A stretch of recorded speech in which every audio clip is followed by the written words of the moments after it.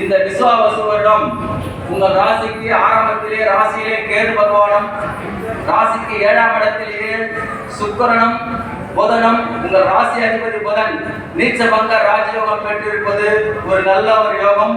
உங்கள் ராசிக்கு 9ஆம் இடத்துக்கு அதிபதியான சுக்கிரனும் 7ஆம் இடத்துக்கு அதிபதியான குருவும் பரிவர்த்தனை உச்சம்.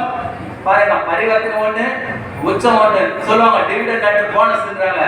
அதுபோல் இரட்டிப்பு யோகம். நீங்கள் நீண்ட நாட்களாக கார் வாங்கணுமா, மாடி வீடு கட்டணுமா, திருமணம் தடப்பட்டு வருதா, எல்லாமே கைக்கூடி வரும். ஏனென்றால் குரு ராசி பார்த்துட்டு இருக்காரு. 7ஆம் இடத்துல பார்க்க சொல்ல நீச்ச பங்க ராஜயோகம். அங்க ராகு உட்கார்ந்து இருக்காரு. ராசியில கேது உட்கார்ந்தோம், கேது ராகு தான் இந்த சர்ப்பத்தோட பிடியில் இருக்குன்னு சொல்லுவாங்க. அதே சமயம் நீச்ச பங்க ராஜயோகம் பெற்றதுனால அவங்க 2 பேருமே ராகு பேருக்கு நட்பானவங்க. சுக்கராச்சாரியோட சீடனா ராகு, அதாவது சுக்கராச்சாரியனா சுக்கிரன்.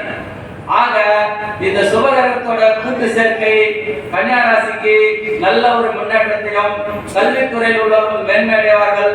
நீண்ட நாட்களாக திட்டம் போட்டீங்க இல்லையா, ஒரு கடையோ இல்ல ஒரு வியாபாரத்தமோ தொடங்கணும்னு, அதுக்கான வாய்ப்பு கிடைக்க போகிறது. நீண்ட நாட்கள் பதிவு உயர்வாக அரியர்ஸ் எழுதி அது பாஸ் பண்ணாமங்களா, அதை பாஸ் பண்ணிடுங்க. இப்போது வெளிநாடு செல்ல வேண்டும் என்றால் வெளிநாட்டு சென்று வரலாம்.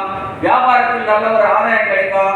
இது நாட்டு நீங்க வியாபாரி வர கஸ்டமர் எதிர்பார்த்தீங்க, இனிமேல் கஸ்டமர் உங்களை தேடுவாங்க, நீங்க போயிடுங்க, பிஸி ஆயிட்டீங்க.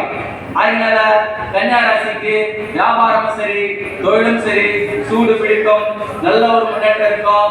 இன்னும் ஒரு 24 சித்திரை மாசம் 13ஆம் தேதி, இன்னும் 12 நாள் தான் இருக்கு.